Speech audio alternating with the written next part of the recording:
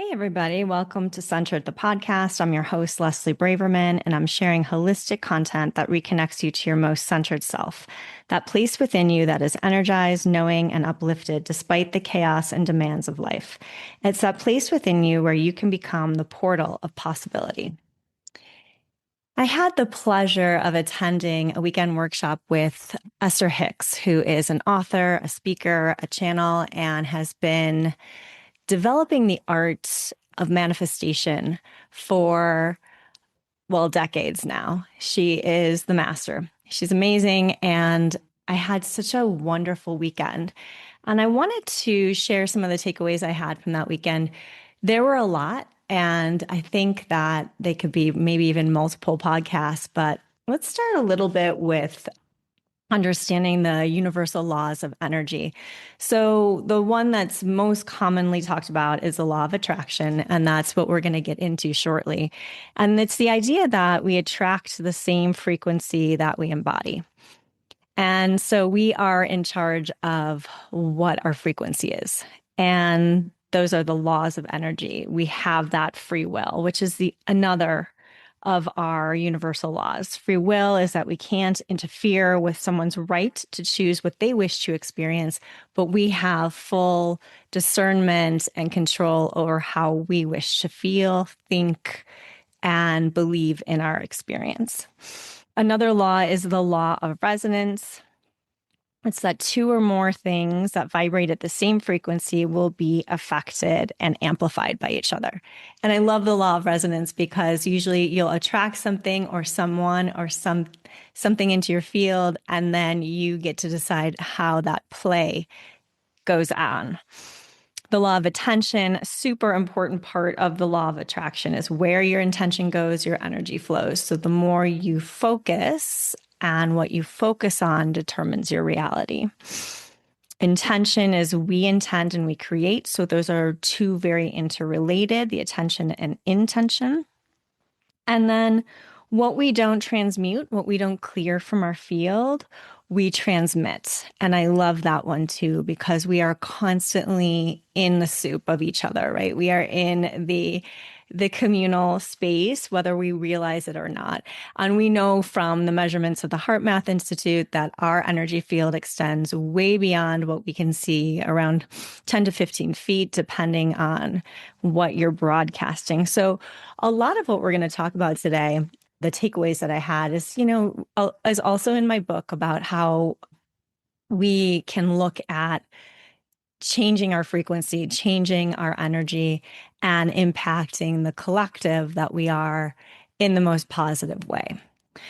So one of the things I love that Esther said was that the law of attraction is incredibly precise, and I love precision.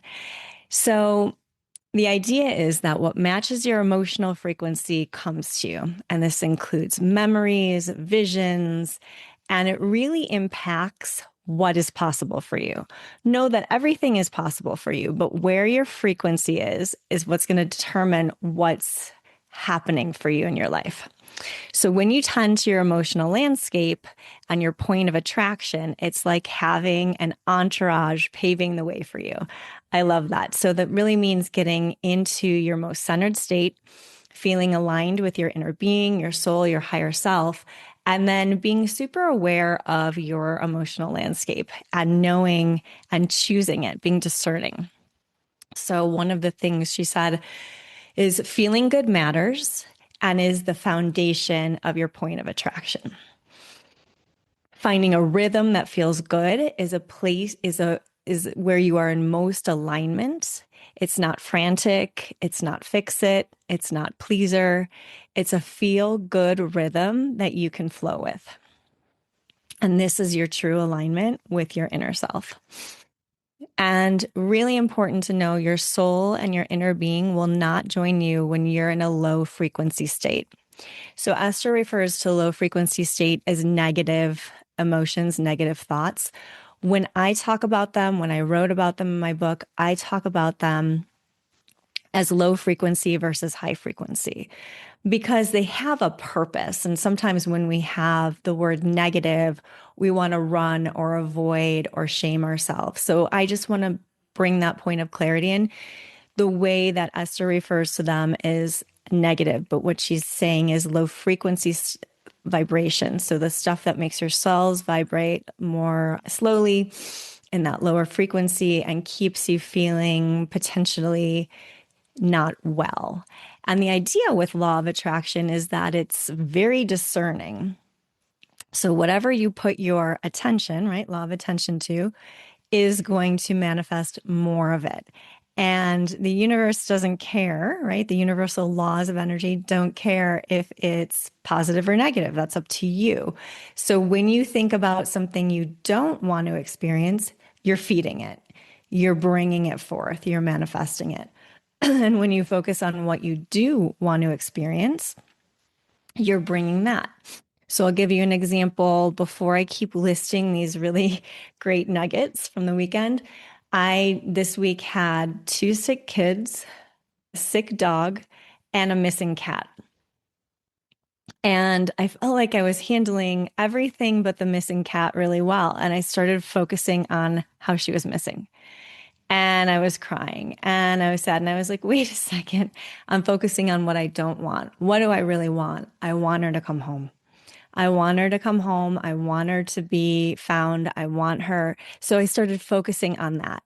And she had been gone for 3 days. So last night we saw her in the yard.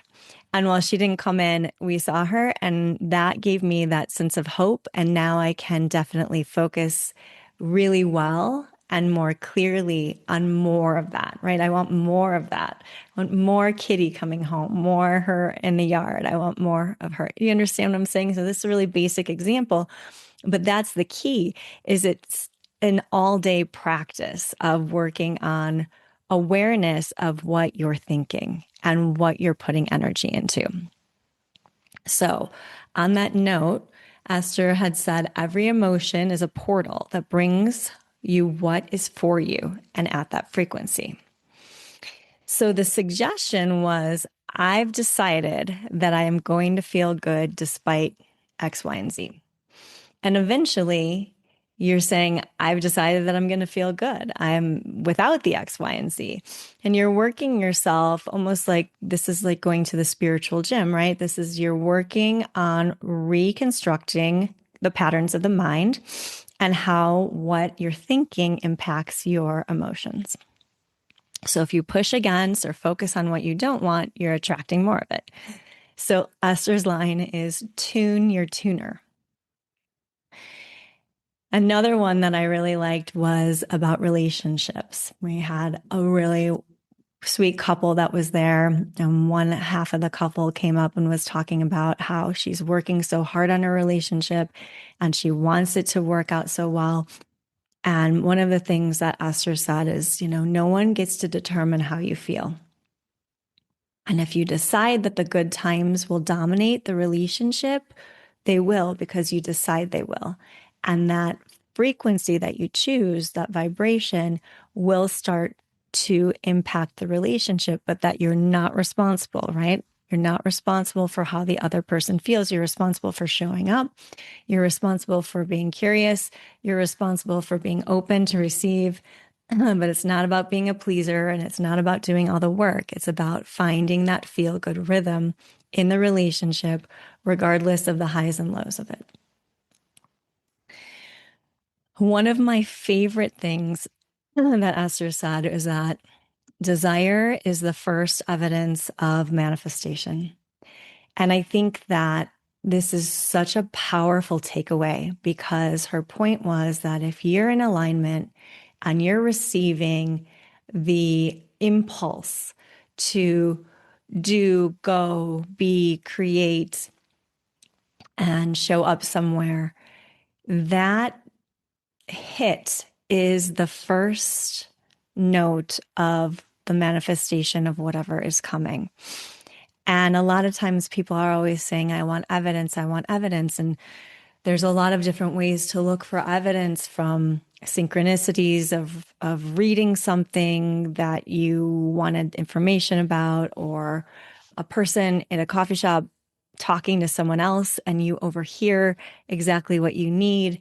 Some people use angel numbers, which are just repeating numbers to show synchronicity of that you're on the right track.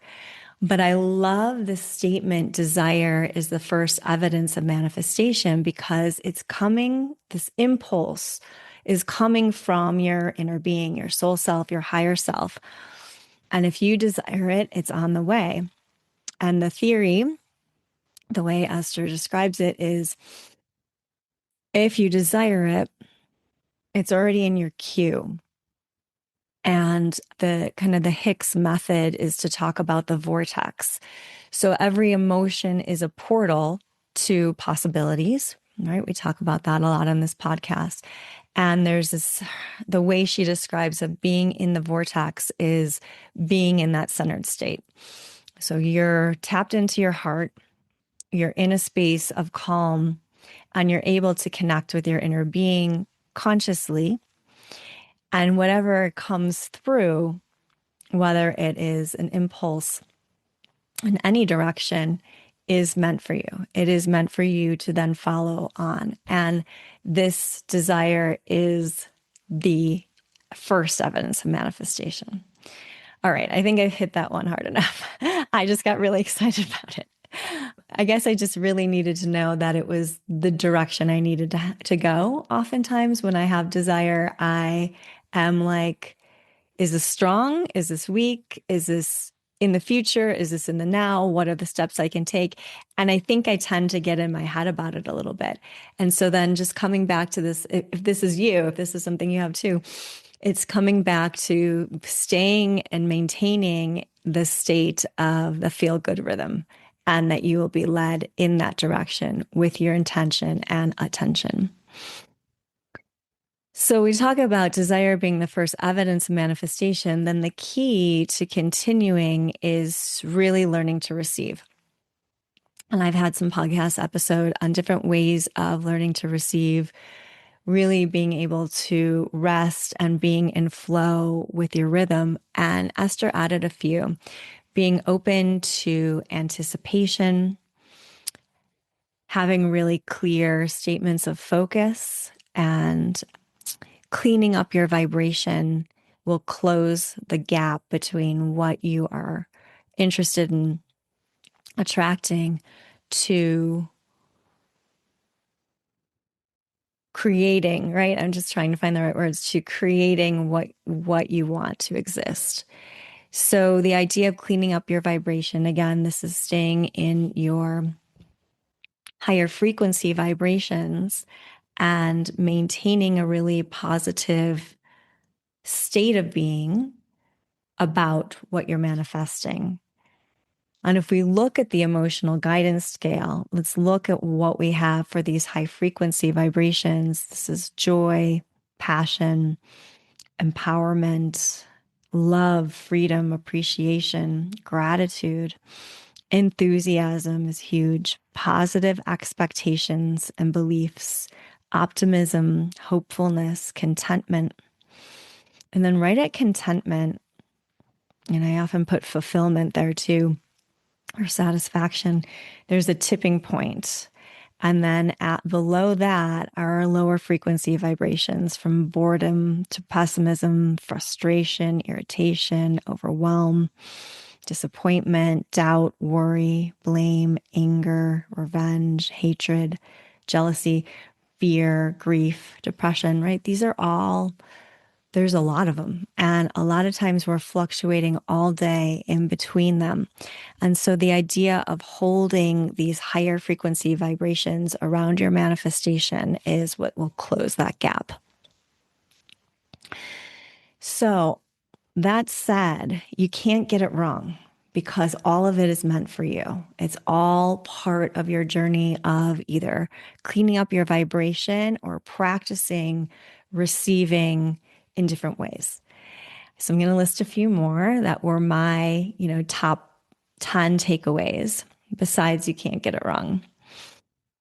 Curate your life by curating your mood. I'm going to pause on that one and say it again. Curate your life by curating your mood. And mood is just another word for your emotional state, inner landscape, or frequency. If the desire exists, this reality has the capacity to deliver it to you. If the desire exists, this reality has the capacity to deliver it to you, meaning it's already yours. Next, you're always new in the now. And the idea being you don't have to worry about your past or your future. Stay with the now. If you go too far ahead or too far back into stuff, you're impacting your frequency in that kind of cleaned up state that it is right now. So stay in the now. Your inner being knows the cracks of least resistance within you. So all you have to do is maintain that higher frequency around the manifestation and then start to look for evidence so that you keep going with it. And I love this idea of your inner being knows how to work with you. She's done it your whole life. She knows exactly how to get you where you need to go, where you want to go, and where you're teaming up to go, right? Remember that idea of having an entourage paving the way for you. The first sign of manifestation is desire. We got that one. Finding harmony about the things that are good is the secret to happily ever after. And this is what was said to the couple when they were talking about their relationship. So again, finding harmony about the things that are good is the secret to happily ever after. Really focusing on that, letting that be an intention. And then you can't give up desire, right? Desire is always going to come because you're always in the now and you're always receiving. But you can give up struggle. I'll say that again. You can't give up desire, but you can give up struggle. So really relaxing into that feel-good rhythm once you find it, maintaining an optimistic stance, state of being about what you choose to manifest, and remembering that it's already yours, right? All right. And then the last one, don't argue for your limitations, advocate for your desires. So a lot of people will create litany of excuses of why something isn't coming, working, why they're not able to. Focus on what you can do, advocating for your desires because you deserve them. They're already yours. If it's coming to you, again, that's your first evidence that they're meant for you.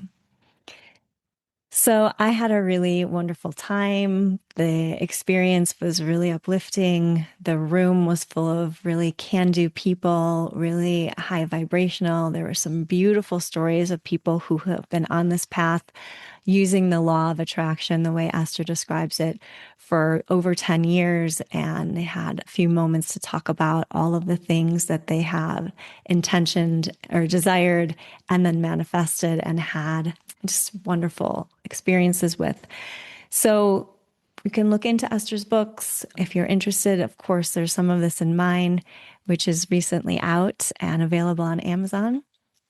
And I hope this was helpful. Respond in the comments on what your favorite takeaway was and keeping that portal of possibility. This is really getting to the crux of what is possible for you is what's already in your mind and heart that you're desiring.